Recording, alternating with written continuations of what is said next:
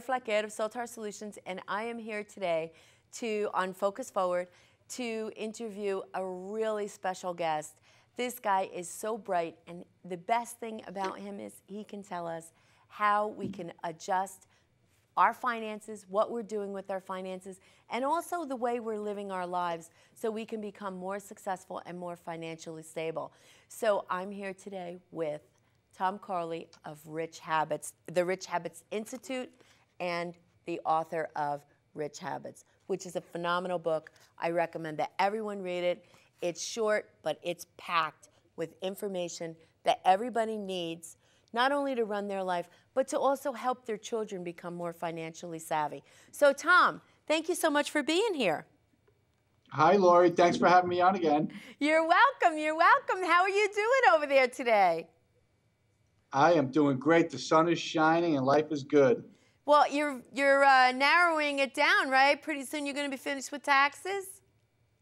We're going to be done probably that Friday, I hope, and we'll be doing extensions, and it's important because I'm heading out to Ireland on the 16th. So fabulous, fabulous. That's great. That's great. So you're going to teach them about the rich habits in Ireland? Yeah, I'm gonna go from one. I'm not gonna stop until I hit every bar and I'm able to talk to everyone. They might not be that interested in the rich habits there. I don't know. In the bars, I'm not sure. Well, there's a lot of bad habits in those bars. I'm sure. So anyway, let's talk about the good habits. So why don't we talk about spring is coming. Spring, right. For some people, spring is already here. Minnesota, it comes a little bit late. But spring is coming.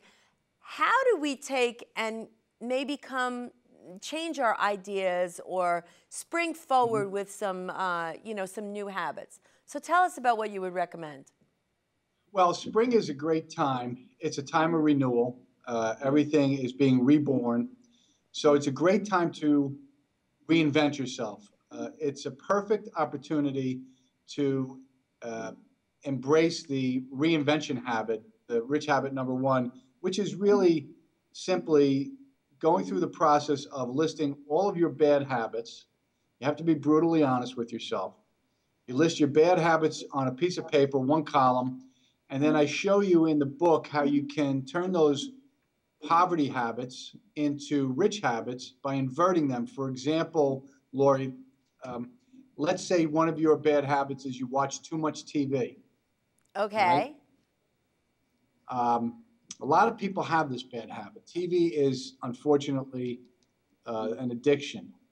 You got to break that addiction. If rich people don't watch TV, they watch maybe at best an hour a day. So you want to adopt that rich habit of no more than 1 hour of TV a day, just like rich people do. So you take your poverty habit of I watch too much TV, and now it becomes a new rich habit of I watch no more than 1 hour of TV today. And what you do is you take each one of your poverty habits, your bad habits, and you invert them like that. Maybe you smoke cigarettes. So now your new rich habit is going to be I did not smoke a cigarette today. So if we look at this, Tom, excuse me for interrupting, if we look at this, this is a perfect time for us to now replace our TV watching time with going outside and doing something. In Minnesota, it's so cold in the wintertime. Yeah, there's sports enthusiasts, whatever, but most of the people really kind of stay inside. So they tend to maybe have habits that aren't as good. They're more sedentary. Right. But now is the perfect time to go about doing that because the weather is nice. Maybe we're doing more family things. So what are some of those things that would still be like the rich habit, but maybe we can take it outdoors? Well, certainly the rich habit, the aerobic activity habit, wealthy people exercise 30 minutes or more a day aerobically. Aerobic exercise is key because aerobic exercise provides oxygen to the brain. It gets the metabolism moving. It gives you more energy and it helps you lose weight. So what wealthy people have uncovered, and what I uncovered in my research was that if they engage in regular aerobic exercise, then they will have fewer sick days, more productivity. So spring's a perfect time to get outdoors. You know, the weather's just starting to get nice and the days are longer. So when you come home from work, you might have an extra hour or 2 hours. You get out there and do a little walking at first and then build it up to jogging. And then next thing you know, you're doing your 30 minutes a day. So this spring is a perfect time to really turn over a new leaf, reinvent yourself, and adopt one of these rich habits and get rid of one of your poverty habits of not doing any aerobic exercise. So, so that's a perfect time to actually handle two of them. One of them is to lose, to maybe stop watching TV or, cut that way back. The other one is aerobic exercise. So that really takes care of two. Isn't that nice? So what are the other things? Nice. Yeah, it's nice. So what are the other things we can do? Well, a lot of people in Jersey, New Jersey, they like to go to the Jersey Shore when it starts to get warm. So now that's a great time to really step up your reading. Wealthy people, they read on average between 30 and 45 minutes a day of self-improvement stuff, self-help stuff. It might be career related, it might be educational related. It's intended to help them grow their knowledge base and become more valuable to their employers, their customers, and their clients. So now spring's coming around, the weather's getting nicer, days are getting longer. You can maybe go to the park, go to the beach, get one of your books. If you like the e-books, you can get your Nook or your iPad out and sit there in the nice outdoor weather and start your rich habits reading. Well, that sounds great. And then another one of the rich habits really is developing closer relationships. Maybe relationship with your client or relationships with even coworkers, or also, relationships with people that are vendors. Developing closer relationships. What about that in the springtime? Well, you know what happens in spring? A lot of activities like graduations. There will be maybe some bar mitzvahs, some weddings occur. So there's this natural opportunity to get together. And I think it's a great time to take advantage of some of the rich habits on strategies on relationship management.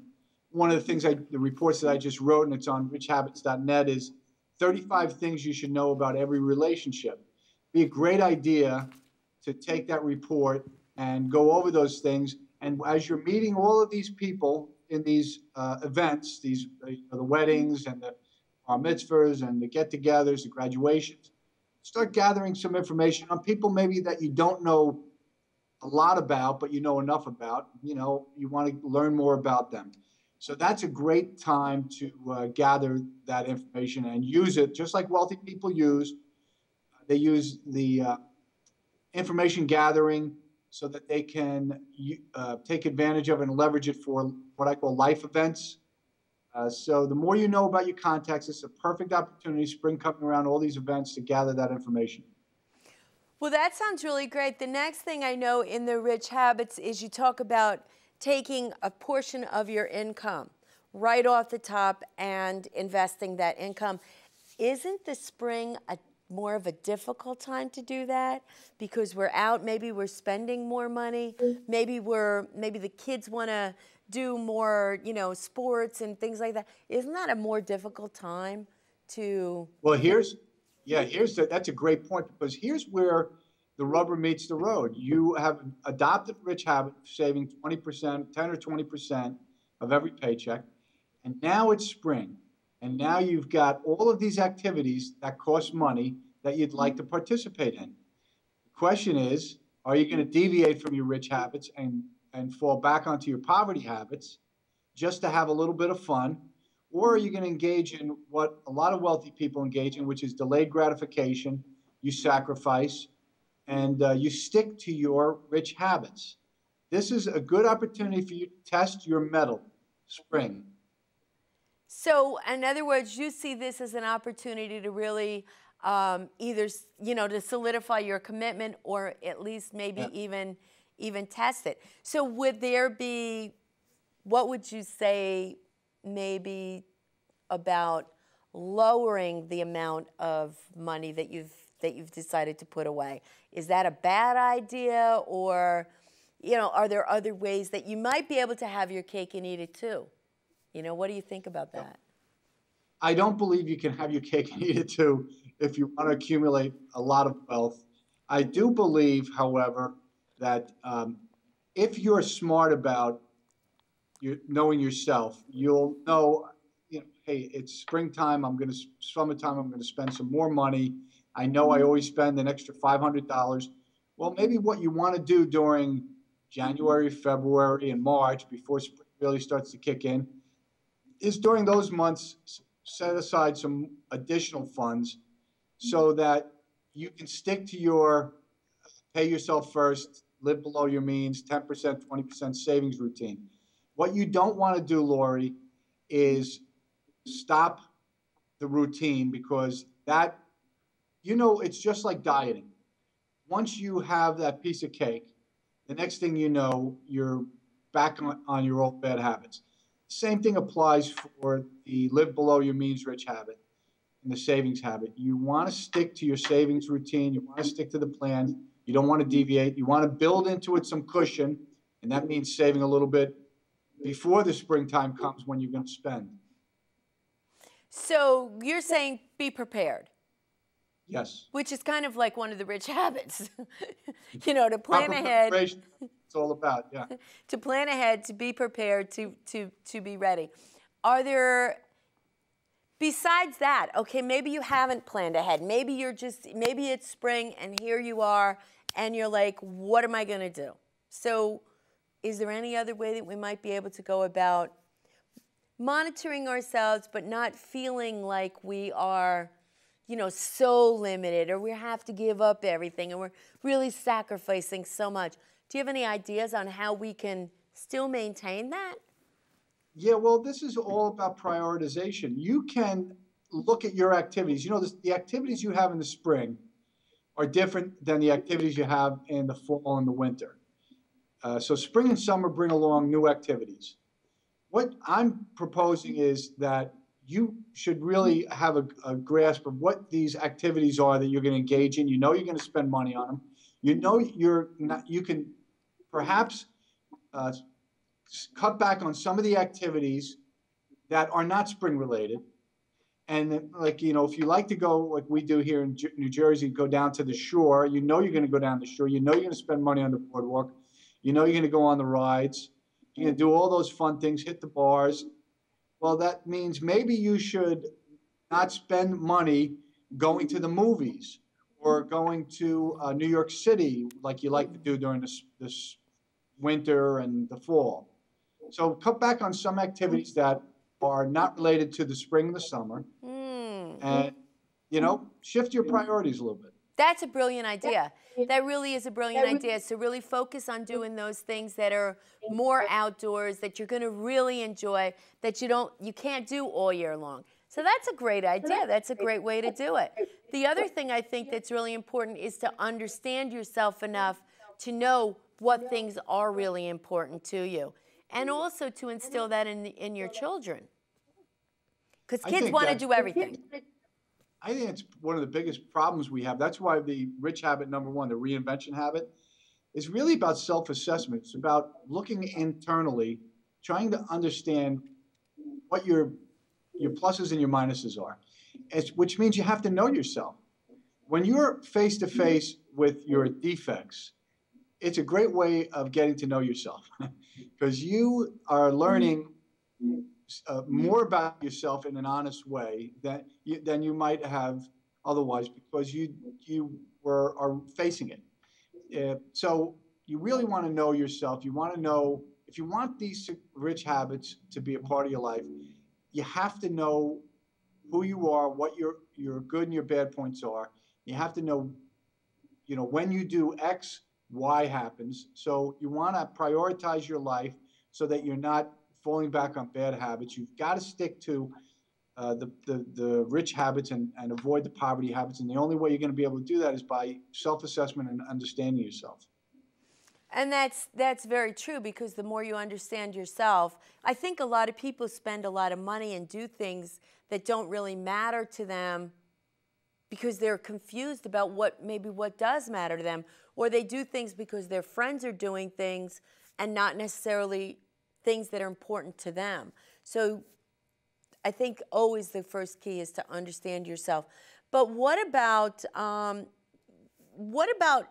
some of the things that you're doing, the relationship building, maybe going out with clients and things like that, that are sort of in both camps? Yes, they're going out having fun in the spring and, you know, hanging out with people, and you enjoy it, but really you know that this is a way to market your business. What about, you know, how do you handle that, where you know you're really enjoying it and you're having fun, but it's really, in a way, a business expense? How do you differentiate that? Well, I actually think that the smart business people, the wealthy, successful business people, incorporate fun activities into their businesses. Mm. For example, I have clients that have properties down by the Jersey Shore and the Poconos. They have their customers and their clients over to their houses. They spend a night with them. They spend the day with them.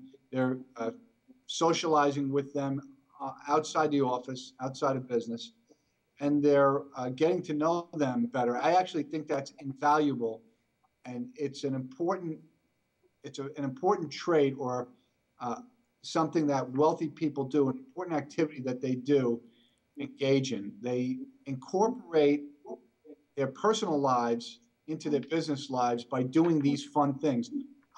For example, I have a couple of clients that business clients that I take out. We go down to the Jersey Shore and we have a couple of cocktails and something to eat. And at the same time, we're talking business and we're having a great time, and I'm getting to know them better. And it results in more business, because the more I understand the client, the more I know about the client, the more opportunity there is, because I'm growing my knowledge base about that client, to make money. I can make more money if I know my clients better. And what better way to do that than in a casual, relaxed atmosphere? So I absolutely agree with that. I love that. I think that's brilliant. Which camp, which account does that money come from, though? Does it come from the fun account, or does it come from the business marketing account? No, it's business. There's Okay. no doubt about it. It's business. If you're taking your brother out and your sister, or your friend, it's not business. You're just having fun. Uh, if you're taking a client out or a prospect, that's business. And yet, so that comes out of your business account. That's a business expense, and it's legitimate. But it is also fun. And I'll tell you what, when you have fun in business, you make more money. So do you see, you know, even for yourself and even for your clients, do you see that they increase their income maybe in the spring from doing these activities with their clients? I think the wealthy people, the smart networkers who are wealthy, what they do, Lori, is all year long, Okay. they're engaged in networking, this kind of networking. Uh, During the Christmas time, they might take their clients out to play. You know, New York City is right around the corner from us. So that's a common thing for us here. We'll take a client into the city, we'll hang out with them, we'll go to a play or a Broadway play or whatever, a musical. We'll go into the city and just hit a couple of the restaurants and bars that are unique to New York. So this is something that we do in the winter. In the fall, there's other activities you can do. My point is, wealthy people, successful people who are master networkers, and that's the bulk of the wealthy, they're doing this all year long. This is not just a spring or summer event. What they do is, just like we were talking about, they switch the activities. Instead of going into, the Broadway plays in New York, they're not going into New York during the summer. They're going down the Jersey Shore. They're going to be by the beach. They're going to be, it's just going to be something that's more tailored towards the time of year. But they're continuously doing something every single season. So they're not necessarily waiting for an opportunity. Maybe they're creating the opportunity themselves as per what they know people enjoy doing. So, I mean, I love to go to plays. I just went to a play the other night. So going to plays and doing and going out and doing these things, they have it's like a way of life. It's a schedule. It's a cycle that they go through where they entertain and they are entertained and they move through that. So it's almost like they're prepared to spend that money. They're prepared to do that, and it's budgeted in. Is that right? That's exactly right. They're spending money on their clients, their customers, their prospects, and they're doing it in a way that makes everybody feel comfortable. Nobody likes to get the mailers, the junk mail. The last thing I want to do is send out 550 junk pieces of mail to clients talking about the healthcare bill. What I'd rather do is sit down with, maybe have them in a seminar type of setting where I've got them sitting in front of me, and I can talk to each one of them. So the point is that there's more than one way to skin a cat. You can do it one-on-one. You can take these changes in the season and say, hey, we're going to have a spring event. Hey, we're going to have a fall event. Hey, we're going to have a winter event. Lori, what I'm saying is it's an excuse, the season, to create the opportunity to meet your clients in a very relaxed, casual way.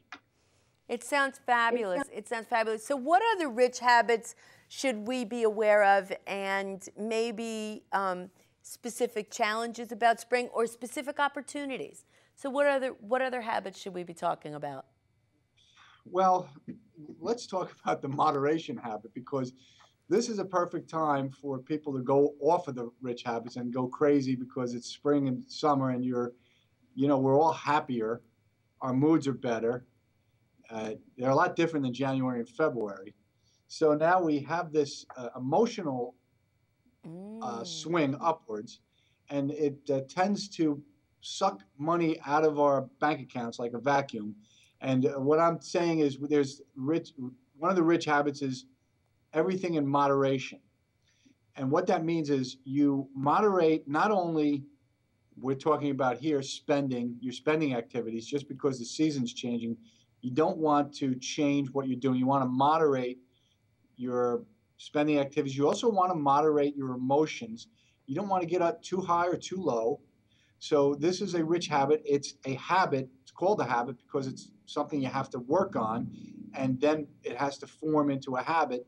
Wealthy people have this rich habit, staying moderate and not, altering what they do just because the season changes. They are going to stay on an even keel and not get too carried away with spending money or the emotional side of life. So do people spend more money when they're happy and when they're emotional? Yeah, they do. They spend more money when their emotions are upbeat. They feel euphoric. They feel as if the world is great. And that's not, I don't want to say that it's a bad thing, because you want that feeling. What wealthy people do, though, is they understand that their emotions have to be kept in check. Otherwise, they're going to start spending money ridiculously. When wealthy people spend money, they don't spend it like you and I, Lori. They go out and buy a yacht. They go out and buy a boat. So when they let their emotions get the best of them, it could be a $5 million expenditure. What I've learned from studying the wealthy is they don't do those silly things. Sometimes the super wealthy do, but they can afford to. But the bulk of the wealthy, that 98% bell curve, are the ones that make between 3 and 4 million, 3 and 5 million. And those people do not let their emotions get carried away.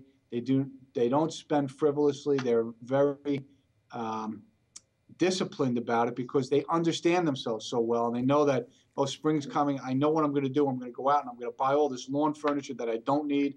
I'm going to buy a new umbrella. I'm going to buy this. I'm going to buy that. I got to stop myself. I got to remember this is what got me here. I'm trying to accumulate wealth. I can't get carried away. So the Rich Habits, the book Rich Habits, is actually a guide. It's your companion in life to stop you from doing those silly poverty habit type things. Well, we are finishing up, and I will say I love this book. I've talked about it before on the air, and I don't think that we can adapt these rich habits quickly enough. And really understanding the power of this, and also talking to our children about it. So thank you so much, Tom, for being on the show today. It's, as always, a fabulous guest. I learned so much from you. I really appreciate it. Thank you so much. And everybody get a copy of The Rich Habits. So thank you so much for tuning in to Focus Forward today. Lori Flaquer, signing off.